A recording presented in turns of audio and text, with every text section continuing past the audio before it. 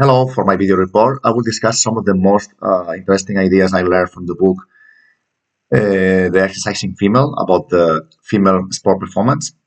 To start with, one of the most surprising things I found in the book was that how unclear it's still the scientific evidence regarding the menstrual cycle and the athletic performance.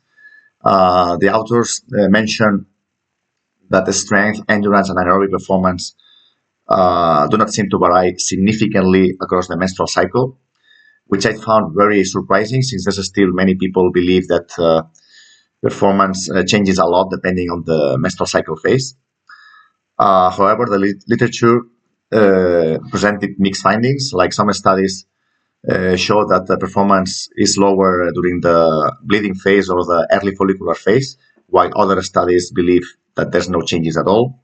So this makes me realize that how difficult it is to study female physiology because many factors can influence performance, like because the hormones, nutrition, sleep, or even stress.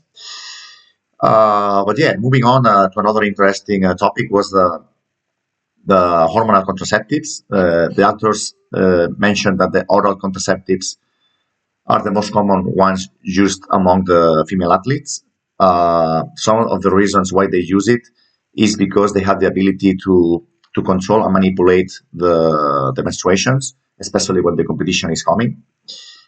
But however, what I find unclear is whether hormonal contraceptives truly affect performance or not, because some authors mention that there's no significant differences in strength or endurance, while other studies think that natural menstruating in women may perform slightly even better.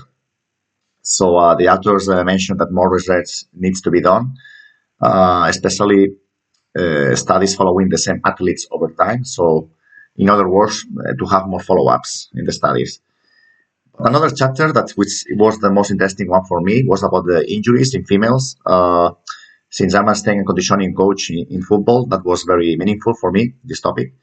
But it was also at the same time quite familiar because I already know that the ACL is one of the number one injuries in female athletes, and the rate is much higher comparing to men.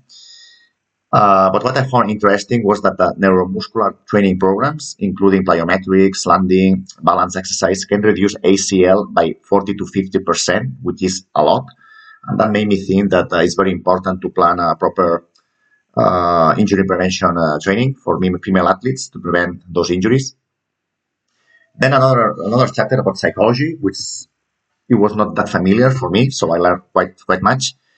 Was about that female athletes often value communication, team cohesion, and also democratic coaching styles more strongly than male athletes.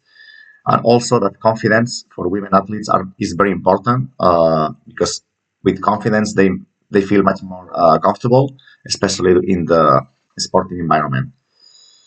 Then about the nutrition chapter, well, here of course I also was quite familiar, especially about the low energy intake that can lead to menstrual dysfunctions and also may affect the bone health in women because there's a lot of evidence in this topic.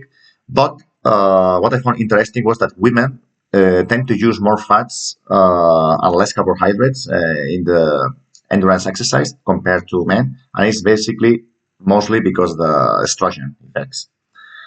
And finally, about the chapter in the adolescent female athlete, highlight an important social issue here. But first, what was very surprising for me that the girls by the age of 14, only 1 in 10 girls are doing enough physical activity comparing to boys. So that's a very huge difference. Some of the reasons why this huge difference, according to this book, was that the idea that the young girls still thinking that doing sports is unfeminine. And yeah, so I think that this social issue really needs to be changed. But overall, the main conclusion is that female athletes should not be treated the same that male athletes because female physiology, psychology, injury risk, and nutrition have unique characteristics that us coaches or practitioners need to understand much better.